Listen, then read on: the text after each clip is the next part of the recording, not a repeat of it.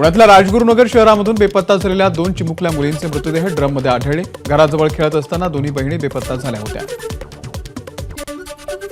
पुण्यातल्या राजगुरुनगरमधील बेपत्ता मुलींची शेजाऱ्याने अत्याचार करून हत्या केल्याचं उघड। हत्येप्रकरणामध्ये आचार्याला अटक। पुण्याच्या राजगुरुनगरमध्ये 2 चिमुकलींवरील अत्याचार आणि हत्येचं प्रकरण। राजगुरुनगर पोलीस स्टेशनच्या बाहेर नातेवाईकांचा ठिय्या। मृतदेह ताब्यात घेण्यास नकार। आरोपीला फाशीची शिक्षा द्यावी अशीही केली मागणी।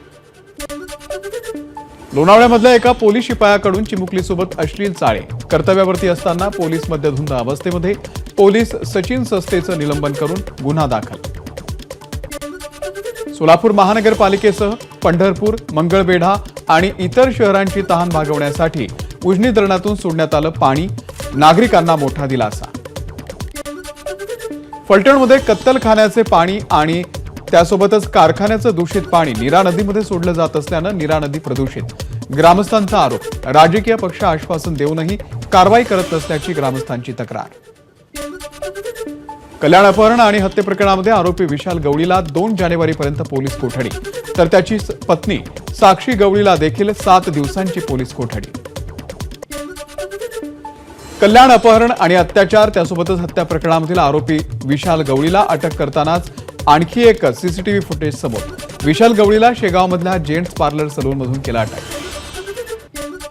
अंबरनाथचे आमदार डॉक्टर बालाजी किणीकर यांच्या हत्येचा कट। ठाणे गुन्हे शाखेकडून अंबरनाथमधून दोघांना चौकशीसाठी घेतलं ताब्यात। अंबरनाथमध्ये शिवसेनेमध्ये असलेल्या गटबाजीमधून हत्येचा कट रचण्यात आल्याची माहिती। मुंबईच्या घाटकोपरमधील पंतनगर विभागामध्ये फेरीवाल्याचं महिलांशी अश्लील वर्तन। फेरीवाला मुराद सत्तारला पळून जात असताना पोलिसांकडून अटक। कल्याण न्यायालयामध्ये बंदूक घेऊन फिरणाऱ्या इसमाची बातमी एबीपी माझानं केली होती। त्याची दखल घेत 11 पोलिसांना निलंबित करण्यात आलंय। यामध्ये एका अधिकाऱ्याचाही समावेश।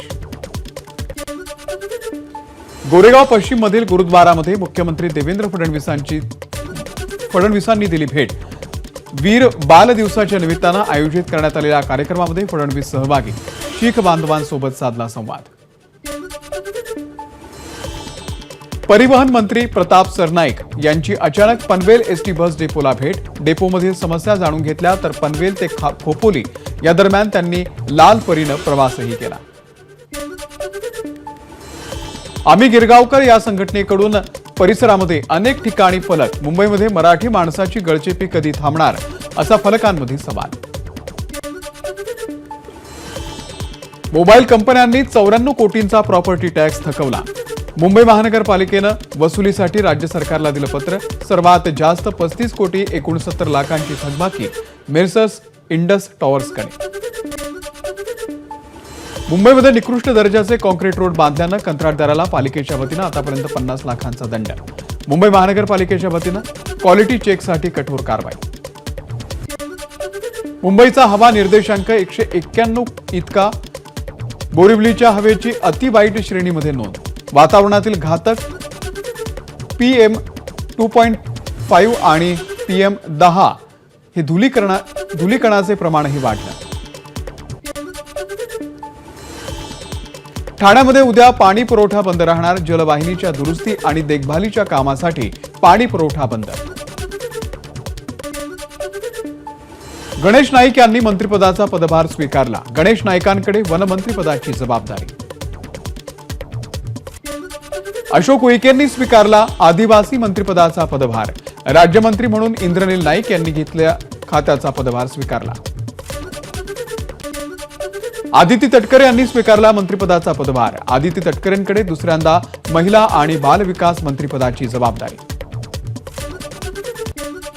बाबासाहेब पाटील यांनी स्वीकारला मंत्रिपदाचा पदभार। पाटील यांच्याकडे सहकार मंत्रालय। विधानसभा निवडणुकीनंतर शरद पवार यांच्या राष्ट्रवादीमध्ये बदलाचे वारे। महिला प्रदेशाध्यक्षांसह विविध सेलचे प्रमुखही बदलणार। सूत्रांची माहिती।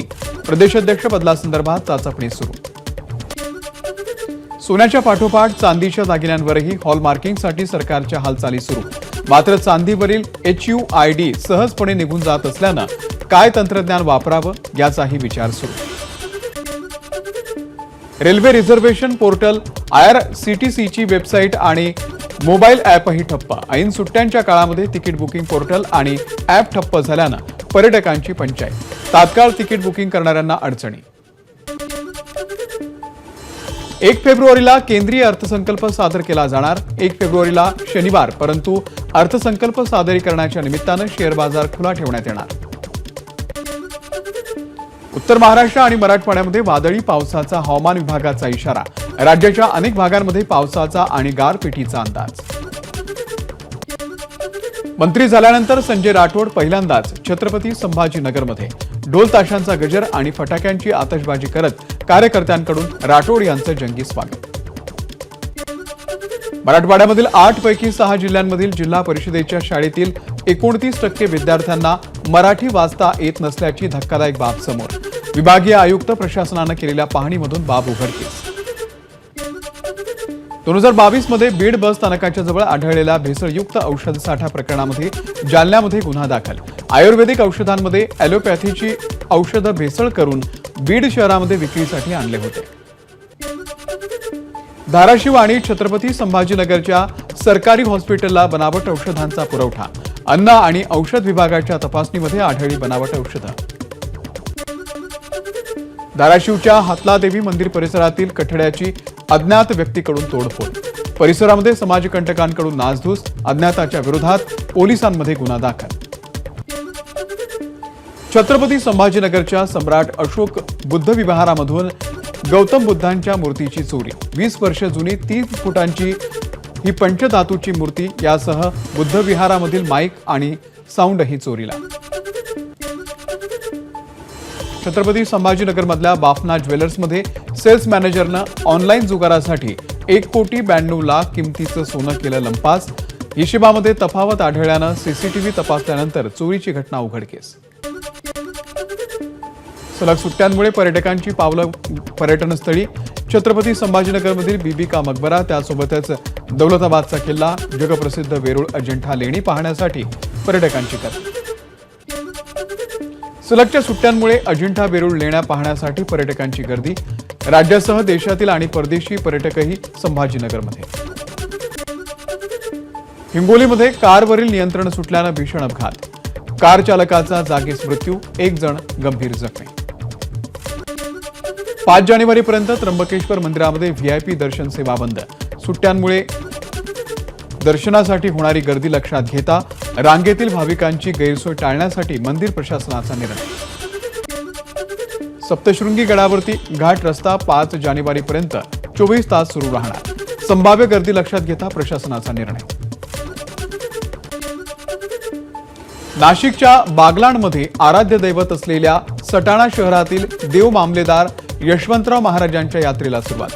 शासकीय अधिकारी, देवस्थानचे विश्वस्त यांच्या हस्ते महाभिषेक आणि पूजा.